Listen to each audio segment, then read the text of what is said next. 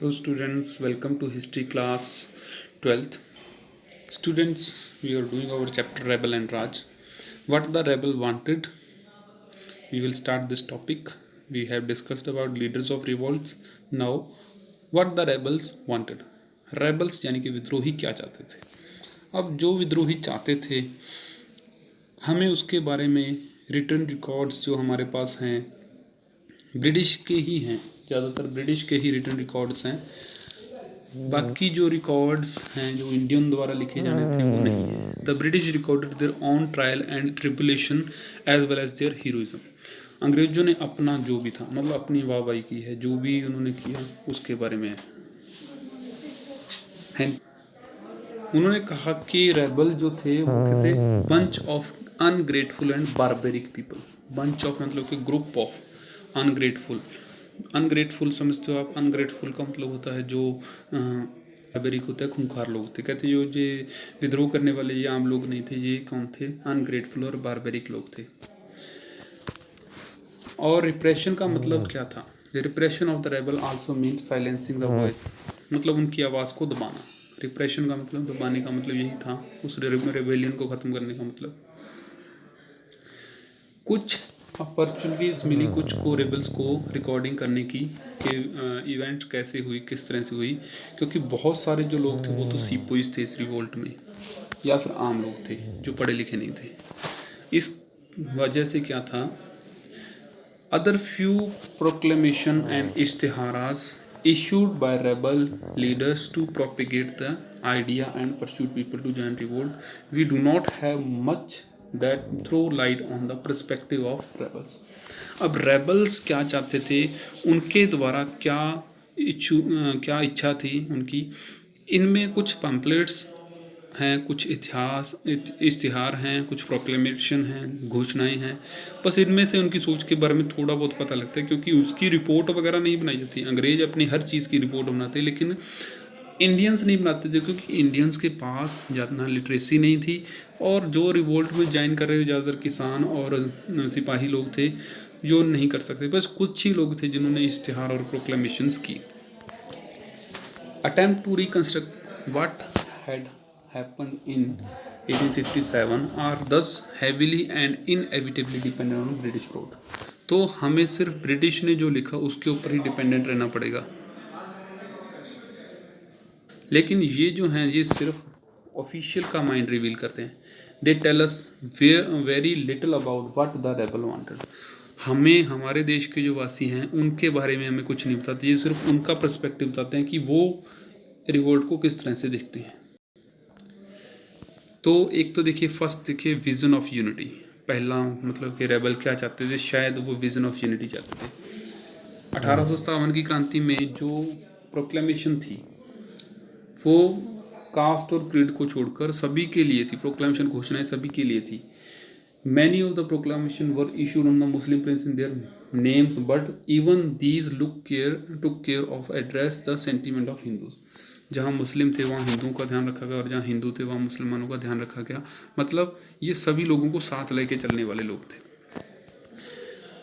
Rebellion was seen as the war in which both Hindu and Muslim had equally to lose or gain. मतलब ये एक rebellion जो था, विद्रोह था, ये एक लड़ाई थी अंग्रेजों के खिलाफ, जिसमें हिंदुओं और मुस्लिम जो थे अगर जीतेंगे तो भी बराबर हैं, अगर हारेंगे तो भी उनको नुकसान बराबर है, फ़ायदा भी दोनों को बराबर है अगर जीतेंगे तो.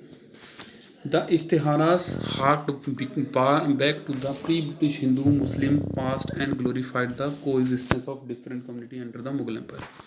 तो ये जो इश्तिहार थे, इश्तिहारों में लिखा हुआ था कि जो हिंदू और मुस्लिम थे अंग्रेज़ों से पहले कितने इकट्ठे होकर रहते थे, इसके बारे में उन्होंने उन इश्तिहारों में लिखा ताकि लोग जो हैं इकट्ठे हो सकें. The proclamation was made issued under the name of Bahadur Shah. Bahadur Shah Mughal empire था, हालांकि वो इतना पावरफुल नहीं था, लेकिन मुग़ल अथॉरिटी को मतलब कि दिखाता हुआ वो शो किया जाता था. तो बहादुर शाह जफर के नाम के ऊपर जितनी प्रोक्लेमेशन थी, घोषणाएं थी, वो दी जाती थी. The people to join the fight under the standards of both Mohammed and Mahavir. मतलब मोहम्मद और महावीर यानी कि हिंदू और मुस्लिम दोनों के स्टैंडर्ड के अकॉर्डिंग जो रिवोल्ट था वो चल रहा था. देखिए अपराइजिंग में जो था रिलीजियस डिवीज़न नहीं हुई थी हिंदू और मुसलमानों की, लेकिन ब्रिटिश ने उनको बार बार डिवीज़न क्रिएट करने का मौका दिया था। बरेली इन उत्तर प्रदेश, दिसंबर 1857 में क्या हुआ, British spend 50,000 to incite the Hindu population against the Muslim but attempt to fail. ये कि हिंदू जो हैं वो हिंदू जो हैं वो मुसलमानों के खिलाफ भड़क जाएं, लेकिन वो फेल हो गए। मतलब उन्होंने बहुत सारे अटेम्प्ट्स किए हिंदू और मुसलमानों को आपस में लड़ाने के, लेकिन वो फेल हो गए। अब देखिए next against the symbol of operation. भारतीय जो लड़ रहे थे वो किसके खिलाफ लड़ रहे थे, ऑपरेशन के खिलाफ। ऑपरेशन मतलब दमन के खिलाफ। प्रोक्लेमेशन में कंप्लीटली रिजेक्ट किया था ब्रिटिश राज को, फिरंगी राज को। They condemned the British for their annexation they had carried out and treaties they had broken। इन घोषणाओं में जो भारतीयों ने एड्रेस करने के लिए, मतलब कि रिबेलियंस को एड्रेस करने के लिए लिखी थी, वो जो घोषणाएं थी उनमें अंग्रेज़ों को बहुत बुरी तरह से क्रिटिसाइज़ किया था, किस तरह से उन्होंने बहुत फोर्सफुली अनेक्सेशन किया, कब्जा किया है भारत के ऊपर, और राजाओं के साथ जो ट्रीटीज़ की थी, ट्रीटीज़ का मतलब समझौते किए थे, उसको किस तरह से ब्रोक किया है।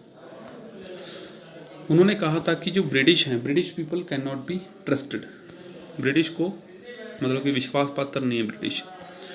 What enraged the people was the British land revenue settlement had disappointed the landholders। अंग्रेजों ने लैंड रेवेन्यू सिस्टम को अपनी तरीके से बनाया जो कि आम लैंड होल्डर्स के पक्ष में नहीं था, जिससे वो बहुत ज़्यादा गुस्सा हो गए। दूसरी तरफ इनके ऊपर टैक्स लगा दिया, स्मॉल और बिग लैंड ओनर्स के ऊपर और आर्टिशियन और वीवर्स के ऊपर।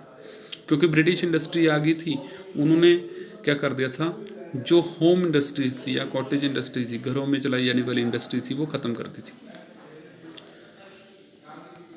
तो जो हमारा फैमिलियर वे था उसको ख़त्म करने की कोशिश कर रहे थे ब्रिटिश, ऐसा लोग कहते थे, और इसको ख़त्म करना इसलिए रेबेलियन हो रहे थे। प्रोक्लामेशंस जो थी वो किस तरह दी जा रही थी कि अंग्रेज़ों ने हमारे लाइफस्टाइल को, हिंदू और मुसलमानों को ख़त्म कर देना और क्रिश्चियनिटी में बदल देना है। इससे पहले हमने इनको भगाना चाहिए, अदरवाइज़ हम भी क्रिश्चियन बन जाएंगे। और इस वजह से र्यूमर सर्कुलेट हुई और people were urged to come together and fight to save the livelihood, faith and their honour. अपने बचाव के लिए, मतलब कि इस तरह से कि अपने धर्म को बचाने के लिए, अपने मान सम्मान को बचाने के लिए लड़ना जरूरी हो गया था। घोषणाओं में ये कुछ कहा। As noticed earlier, in many places the rebellion against British widened into the attack on all those who were seen as allies of British। अंग्रेजों के जो भी साथी लगते थे सभी के ऊपर अटैक कर दिया। जो भी रिबेलियन थे, रिबेलियन ने क्या कर दिया, अंग्रेजों के साथी जितने भी थे उनके ऊपर अटैक कर दिया। Often rebels deliberately sought to humiliate elites of the city. जितने भी अंग्रेजों के साथी थे उनके खिलाफ उन्होंने मुहिम छेड़ दी, उनके घरों में आग लगा दी, उनके मतलब कि बहुत सारा कुछ किया। In the villages they burn the account books वगैरह उन्होंने ख़त्म कर दी, सबको अटैक कर दिया, और इस तरह से उन्होंने रिवोल्ट जो था आगे बढ़ाया। अल्टरनेटिव पावर, यानी कि अंग्रेज़ों के खिलाफ कोई और भी पावर हो जो उनको चैलेंज कर सके। वो कहते थे कि एक बार ब्रिटिश रूल कोलैप्स हो गया, उसके बाद दिल्ली, लखनऊ और कानपुर जो हैं वो अपनी अपनी किंगडम एस्टेब्लिश कर लेंगे। This was of course short-lived, but the attempt to show that the rebel leadership wanted to restore the pre-British world। अंग्रेजों से पहले जो राज था वो चाहते थे, जो लीडर्स थे कहते थे कि हमें वही पुराना कल्चर चाहिए, कोर्ट कल्चर चाहिए। Appoints were made to various post, arrangement made for the collection of land revenue and payment of troops and order issue to stop the plunder. अब जो सिस्टम पहले था वो सिस्टम को शुरू किया गया दोबारा। हालांकि भारत आज़ाद नहीं होता, फिर भी उन्होंने प्लान बना लिया। Plan were made to fight battle against the British, यानी कि जो छोटे मोटे राजा थे उन्होंने प्लान कर लिए और कमांडर वगैरह, आर्मी वगैरह, ये सब कुछ सेटअप कर दिया। वही जो सिस्टम मुगल एम्पायर के टाइम में था वो दोबारा वो इशू करना चाहते थे, री इशू करना चाहते। Administrative structure established by the rebels were primary aim to meeting the demands of war. लड़ाई कैसे की जाएगी, सबसे पहले यही सिस्टम अपनाया गया, यही एम था उन रिबेलियन का कि अंग्रेज़ों के खिलाफ लड़ाई की जाएगी। In most of the cases this structure could not survive the British onslaught, but in our there where resistance to the British lasted longest, Plans to counter the attack were being drawn up by the Lucknow court and hierarchies of commands were placed late after as later last month of 1857। मतलब कि 1857 की क्रांति में सबसे जो खतरनाक मतलब कि रिवोल्ट हो रहा था वो अवध में हो रहा था। बाकी जगह तो अंग्रेजों ने सभी को दमन कर दिया था, ऑप्रेस कर दिया था, लेकिन अवध में अभी भी चल रहा था। अवध के जो लोग थे वो पूरी तरह प्लानिंग से चल रहे थे, वो जो पुरानी प्लानिंग थी वो उसी सिस्टम से चल रहे थे। अब हम पढ़ेंगे रिप्रेशन। ये स्टूडेंट नेक्स्ट वीडियो में करेंगे, तब तक के लिए आप इसके नोट्स बनाइए। Thank you.